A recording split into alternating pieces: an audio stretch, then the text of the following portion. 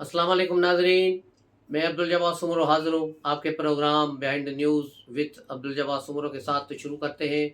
आज की ख़बरें और उन पर तबसरे। कल जैसा कि आपने देखा कि पाकिस्तान भर में एक बड़ा धमाका हो गया, जो आर्मी चीफ़ और तमाम सर्विस चीफ़ की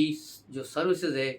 वो 3 साल से बढ़ाकर 5 साल का बिल ऐवान ने कसरत राय से मंजूर कर लिया। उसके अलावा सुप्रीम कोर्ट के जजेस की तादाद 35 तक करने का भी बिल पार्लियामेंट ने कल पास कर दिया। पहले कौमी असम्बली ने, उसके बाद सेनेट ने, जहां पीटीआई ने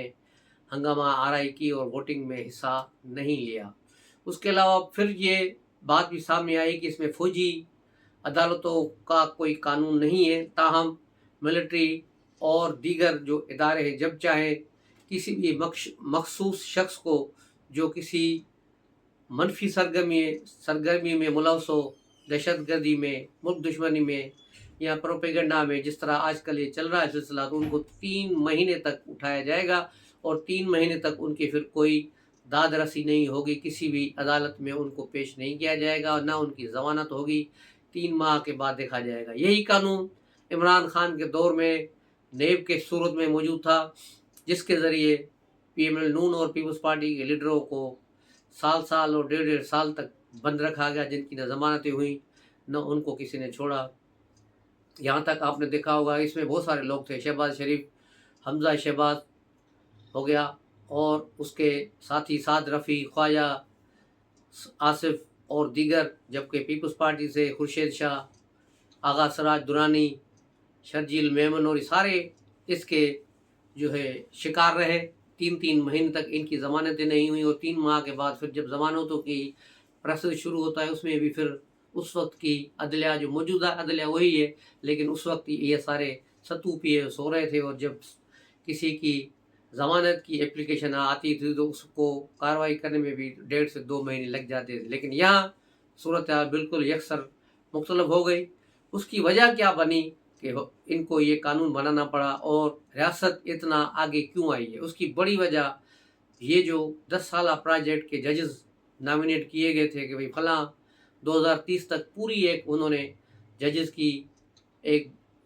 लंबी लिस्ट बनाई हुई थी कि जो इमरान डूज जजेस थे या इमरान खान प्रोजेक्ट को सपोर्ट करने वाले जजेस, उसकी हिमायत याफ्ता, वो सिंध में थे, पंजाब से थे, केपी से थे, बलोचिस्तान से थे या इस्लामाबाद हाई कोर्ट से, उन्हें जमा किया गया और फिर उन्हें सुप्रीम कोर्ट में इस हिसाब से लाया गया ताकि वो चीफ जस्टिस बन पाएँ 2030 तक। और ये 2030 तक का प्रोजेक्ट था, जिसमें जनरल फैज़ हमीद का किरदार सबसे ज़्यादा था, बाजवा और फैज़ का। लेकिन जनरल फैज़ इसका मास्टरमाइंड था, उसका प्लानर था, उसका मकसद यही था कि बाजवा के बाद वो आर्मी चीफ बनेंगे और फिर 2023 के जो इंतखाबात हुए वो तो 2023 में होते और फिर वो उसमें अपने हिसाब से धांधली कराकर फिर दूसरी बार जिस तरह 2018 में हुआ, इमरान खान को कामयाब कराते और उसके बाद 5 साल में वो इमरान खान की भी छुट्टी करके माशाल्लाह लगा के सदर पाकिस्तान बन जाते। यही जनरल फैज़ का मंसूबा था। लेकिन कहते हैं कि कुछ मंसूबे जो दुनिया वाले बनाते हैं, कुछ फैसले ऊपर वाला भी करता है। तो जनरल फैज़ को नाकामी हुई, बल्कि अपनी मुद्दत मुलाजमत से भी 3 महीने पहले वो इस्तीफ़ा देकर घर भागा और बाजवा ने उसे जबरन इस्तीफ़ा लिया कि बेटा भाग, पीछे जनरल आसम आ रहा है, फिर तेरी खैर नहीं। लेकिन अब वही शख्स अपनी हरकतों की वजह से कानून की गिरफ्त में आ चुका है और उसका कोर्ट मार्शल जारी है और इसकी खबरें आम प्रेस तक नहीं जाती जब तक कि इस केस का फाइनल ना हो। लेकिन इस केस को यकीनन आवाम तक रसाई दी जाएगी, उस तक इसकी खबर पहुंचाई जाएगी, क्योंकि इस केस में सिर्फ जनरल फैज़ हमीद मुलव्वस नहीं है। इस केस में उसके साथ इमरान खान भी नथी किया गया है और हो सकता है कि इमरान खान आइंदा 10 से 15 दिनों में मिलिट्री कोर्ट में पेश कर दिया जाए जनरल फैज़ के साथ। तो ये इंतहाई अहम सूरत हाल है और इसी चीज़ ने इमरान खान को भी परेशान किया हुआ है कि उसके पास अब कुछ बचा नहीं है कुछ कहने के लिए। वो उस चीज़ से बचने के लिए पिछले 3 4 पेशियों पर सहाफ़ियाँ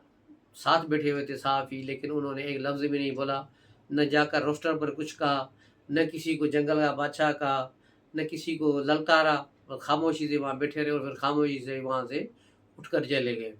तो ये खामोशी इमरान खान की बता रही है कि उसकी ज़बान बंदी کہ بشرا بی بی کو رہا کیا گیا، اس کی بہنوں کو رہا کیا گیا، پس پردہ ڈیل کا ڈول ڈال دیا گیا ہے، لیکن یہ ڈیل عمران خان کی شرطوں پر نہیں ہوگی، یہ جو ہے ڈیل راولپنڈی کی شرطوں پر ہوگی، اور دیکھا جائے کہ اب وہ اس پر آمادگی کرتے ہیں یا پھر 5 سال کے لیے سزا کھا کر کسی کونے میں پڑے رہیں گے۔ یہ بڑی اہم چیزیں ہیں، اس پر ہی یہ ڈیولپمنٹ ہوئی۔ یہ جو کل کی جو ترامیم ہوئی ہیں جس میں عدلیہ کو آئینی 26 ترمیم کے بعد چیف جسٹس اور آئینی بینچ بنا کر موجودہ ججز کا اختیار ختم کر دیا گیا، وہاں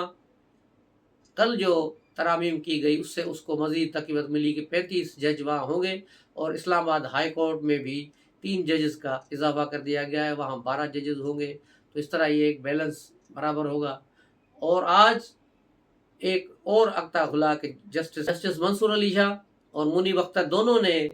ایک خط لکھا ہے چیف جسٹس کو کہ آپ نے کہا تھا کہ 4 تاریخ تک ہم بینچ بنائیں گے، فل کورٹ بینچ بنائیں گے، تاکہ اس کو 26ویں آئینی ترمیم کو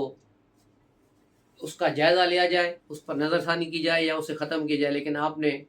بینچ نہیں بنایا، نہیں اس کا روسٹر جاری کیا ہے۔ یہ خط آج اس وقت جاری ہوا جب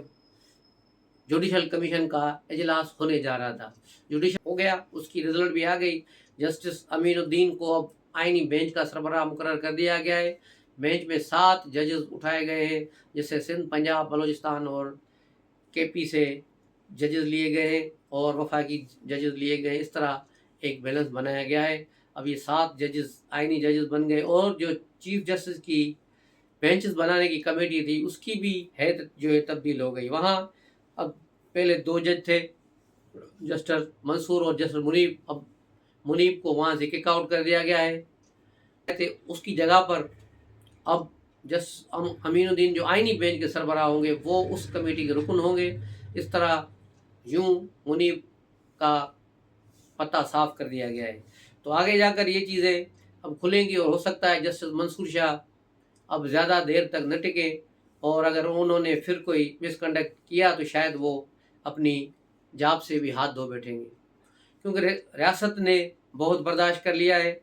ریاست کا بہت سے لوگوں کی اس پہ تنقید ہو رہی ہے کہ جو کل کی ترامیم ہوئی ہیں، لیکن یہ ترامیم اگر نہ ہوتی، یہ چیزیں نہ ہوتی، یہ بل پیش نہ ہوتے، تو پھر اس ملک میں ماشاء اللہ کو کوئی نہیں روک سکتا، کیونکہ ریاست تو پیچھے ہٹنے کے لیے تیار نہیں، اور عدلیہ کے وہ ججز جو عمران کے عشق میں مبتلا تھے اور جنرل فیض کے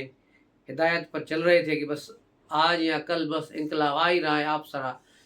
حوصلہ رکھیں، تو اب ان کے حوصلے ٹوٹ چکے ہیں، لیکن ان کی جو حرکتیں تھیں ان کی حرکتوں کو دیکھ کر ہی کل والا بل آیا ہے۔ اب دیکھنا ہوگا اگر یہ مزید کوئی حرکتیں کریں گے تو پھر وہ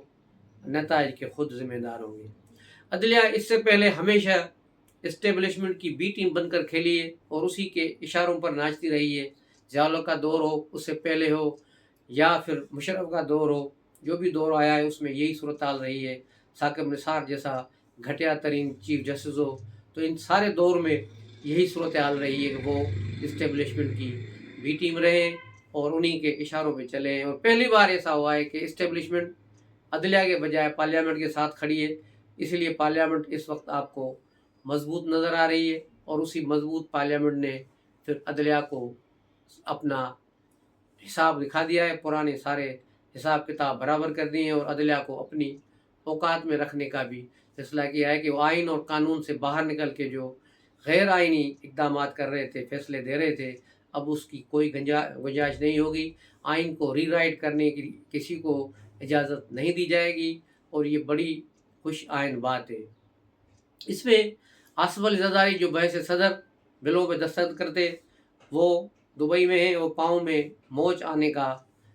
بہانہ بنا کر وہیں رک گئے، اور بلاول بھٹو بھی وہاں پر ہیں، وہ بھی پاکستان نہیں آئے، اس نے بھی اس بل پر تحفظات تھے، لیکن بحیثیت پارٹی انہوں نے اس میں حصہ لیا۔ اس کے علاوہ اسحاق ڈار کی جو بونگیاں ہیں اس پر بھی بات کریں گے کہ ایک تقریب ہوئی جو مشاہد حسین سید نے پاک چائنا تعلقات کے حوالے سے رکھی تھی، جس پر اسحاق ڈار نے تقریر کرتے ہوئے کہا کہ پاکستان میں جو ہے چینیوں کی ہلاکت ہوئی ہے، لیکن چین کے صدر نے ہمیں کہا تھا کہ ایسی کوئی بات نہیں، ہم اپنا کام جاری رکھیں گے۔ اس پر چینی سفارتکار جو تھا، سفیر، وہ بھڑک گئے اور انہوں نے اٹھ کر کہا کہ میں کچھ बोलूँ, हालांकि वो अपनी तकरीर पहले ख़त्म कर चुके थे, लेकिन उसके बाद फिर चीनी सफ़ीर ने वहाँ तकरीर की और कहा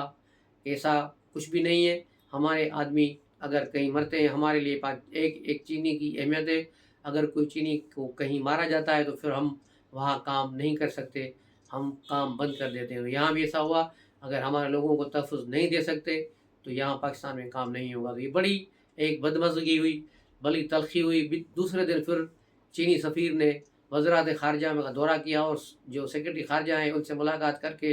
इसहाक़ डार की शिकायत लगाई और कहा कि ये किस किस्म का आपका वज़ीर है और इसके लिए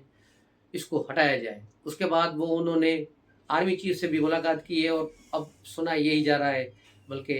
इस्लामाबाद से एक सहाफ़ी, सीनियर सहाफ़ी ने ये ख़बर दी कि इसहाक़ डार को वज़रात ख़ारजा से हटाने के लिए कहा जा रहा है। और लेकिन शहबाज शरीफ कह रहे हैं कि ये उनका ख़ास आदमी है, अरस्तू है, ये हर मामले को हल कर लेता है, लेकिन हल करने के बजाय उल्टा उसमें मुसीबत डाल देता है। जिस तरह इसको मुफ्ता इस्माइल की जगह वज़ीर ख़ज़ाना लगाया गया तो 6 महीने ये टामक टोइयाँ मारते रहे, बस कहा कि IMF से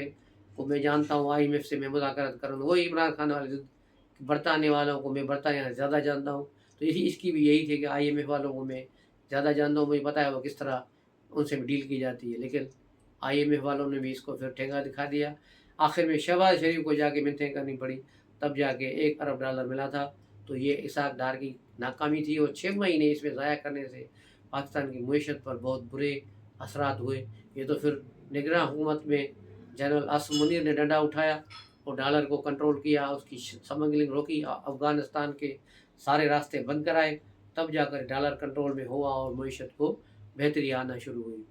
लेकिन इसहाक़ डार ने पाकिस्तान को डुबोने में कोई कसर नहीं छोड़ी थी। तो अब देखना ये होगा कि शहबाज शरीफ इसहाक़ डार को बचाते हैं या एक पेज का जो सफ़ा है, 1 पेज पे जो कहा जा रहा है कि फ़ौज और हुकूमत एक पेज पर, वो कहीं